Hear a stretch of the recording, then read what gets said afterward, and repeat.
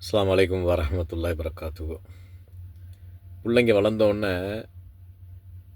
ஒரு குடிகாரனா அல்லது ஒரு சூதாடியா இல்லை ஒரு மானக்கேடான விஷயத்த குடும்பத்தில் பொறுப்பே இல்லாமல் சரியான கவனிப்பு இல்லை, எதுக்கு வாழ்கிறோம் அப்படிங்கிறத கூட தெரியாமல் வாழக்கூடிய பிள்ளைங்கள் நம்ம பார்க்குறோம். பெற்றவங்களுக்கு பெரும் பாரமாக இருக்குது. ஆனால் அந்த வாழ்க்கைக்கு பின்னாடி பெற்றவங்களுடைய வார்த்தையாக கூட இருந்திருக்கலாம் இல்லையா? நம்ம அதை யோசிக்கணும், பெற்றவங்க யோசிக்கணும். ஏன்னா சின்ன பிள்ளைங்களில் சுட்டித்தனம் பண்ணும் பிள்ளைங்கள்லாம், சொல்லு பேச்சு கேட்காது, முரண்படும். அப்போ சொல்கிற வார்த்தையெல்லாம் கல்ச்சரில் போயிடுவா, நாக்குன்னு செஞ்சிருவா, பேதியில் போயிடுவா, உருப்பிடாமல் போயிடுவா, ஒன்றுக்கும் விட மாட்டா. இப்படிங்கிற மாதிரி வார்த்தைகளை ஆத்திரத்தில் கொட்டிடுறாங்க. பெரும்பாலும் தாய்மார்கள் தான் சொல்லுவாங்க. ஆனால் அந்த வார்த்தைகள்லாம் உண்மையிலேயே அது அவங்களுக்கு தான் பாதகமாக அமையுது வருங்காலத்தில்.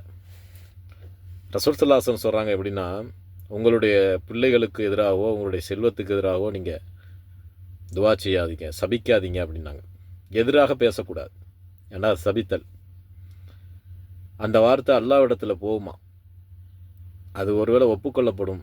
நம்ம சொல்லக்கூடிய வார்த்தையும் அது ஒப்புக்கொள்ளப்படக்கூடிய நேரம் இருக்கு இல்லையா, அது எல்லாம் ஒன்றா அமைஞ்சிருச்சுன்னா நமக்கு பாதகமாக அமைஞ்சிரும். சில குடும்பங்கள் அப்படி தான் இருக்குது. நிறைய பிள்ளைங்க பிரயோஜனம் இல்லை, குடும்பத்துக்கு எந்த பயனுமே இல்லை. இதெல்லாம் தாய்மார்கள் யோசிக்கணும். பிள்ளைங்க தப்பு பண்ணுறது தான், பிள்ளைங்கள சொல்லணும், அல்லாஹ் உன்னுடைய நெஞ்சத்தை விசாலமாக்குவானாக, அல்லாஹ் உன்னுடைய உள்ளத்தை விசாலமாக்குவானாக, அல்லாஹ் உனக்கு நிறைஞ்ச ஞானத்தை கொடுப்பானாக. ஏன் இப்படி சிந்திக்கிறா, ஏன் இப்படி நடக்கிறா, ஏன் இப்படி பேசுகிறா, இந்த வார்த்தைகளை சொல்லி ஏன் இப்படி செய்கிறா, இப்படி பண்ணாத, இப்படி அப்படி சொல்லணும்.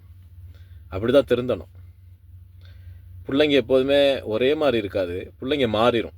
நம்மளாம் அதுலேருந்து நான் வந்திருப்போம். சொல்லுவாங்க இல்லையா, அதாவது அப்போ 8 அடி பாஞ்சா புள்ள 16 அடி பாயும்ட்டு. அது இருக்கும். நம்மள்கிட்ட உள்ள சுட்டித்தனங்கள், நம்மள்கிட்ட உள்ள எல்லா அசல்களும் பிள்ளைங்கள்ட்ட இருக்கும். நம்ம எதுவும் எதிர்பார்க்குறோம். இன்றைக்கி உள்ள பிரச்சனை என்னென்னா, பெண்களுக்கு வீட்டில் குடும்பம் நடத்துறது, சமைக்கிறது, வேலை பார்க்குறதுலாம் பிரச்சனை இல்லை, அதெல்லாம் மன அழுத்தம் இல்லை. ஆனால் ஒன்று 2 பிள்ளைகளை பெற்று போட்டு அந்த பிள்ளைகளை பராமரிக்கிறதே பெரிய பிரச்சனையாக இருக்குது. அதில் நிறைய மன அழுத்தம் இருக்குது. ஏன்னா அது பிள்ளைங்களை சரியாக உணர மாட்டேங்கிறாங்க, பிள்ளைகளும் கேட்க மாட்டேங்க சொல்லு. அது சரியான முறையில் வளர்க்கணும், அவங்களுக்காக நிறைய துவா செய்யணும். எல்லாம் மாறும், ஒரே மாதிரி இருக்காது பிள்ளைங்க விஷயத்தில். ஆனால் ஒருபோதும் எதிராக நம்ம வார்த்தைகளை சொல்லக்கூடாது.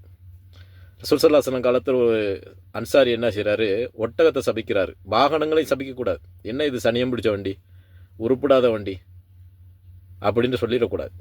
அந்த வாகனத்தில் நம்மளுடைய முடிவு கெட்ட முடிவாகிடும்.